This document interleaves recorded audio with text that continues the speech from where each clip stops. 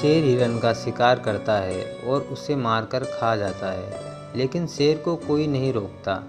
हिरन को कोई बचाने नहीं आता, कोई ईश्वर, कोई परमात्मा नहीं आता, ना ही आकाश से बिजली गिरती है हिरन को बचाने के लिए। तो सत्य क्या है? एक के लिए सही तो दूसरे के लिए गलत क्यों? लेकिन हो वही रहा है, क्रिया वही है। शेर के लिए हिरन जीवन है और हिरन के लिए मृत्यु। शेर का सत्य कुछ और है और हिरन का सत्य कुछ और। तो सत्य क्या है? क्या हमारे हिसाब से शेर तो पापी होना चाहिए और हिरन पुण्य आत्मा? लेकिन ऐसा नहीं है। ये सारे सत्य असत्य हमारे बनाए हुए हैं, व्यवहारिक हैं। जो हमें लाभ पहुँचाए वो सही, जो हमें हानि पहुँचाए वो गलत।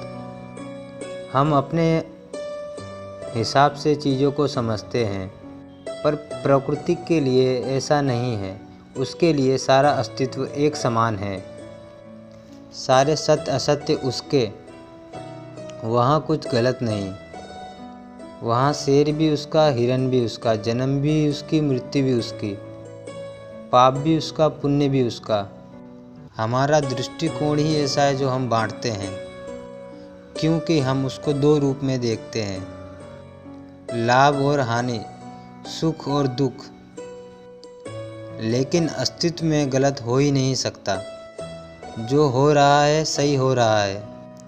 सत्य असत्य हमारी भ्रांति है। सारे शब्द हमारे बनाए हुए हैं।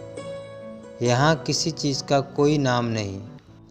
हमने हमारी सुविधाओं के लिए हर एक भौतिक वस्तु को नाम दिया हुआ है, शब्दों का सहारा लिया है, जिससे हम चीज़ों को समझ पाएँ और उसका निर्णय कर पाएँ।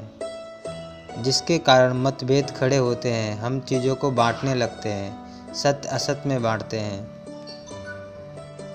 पाप और पुण्य में बांटते हैं, नर्क और स्वर्ग में बांटते हैं।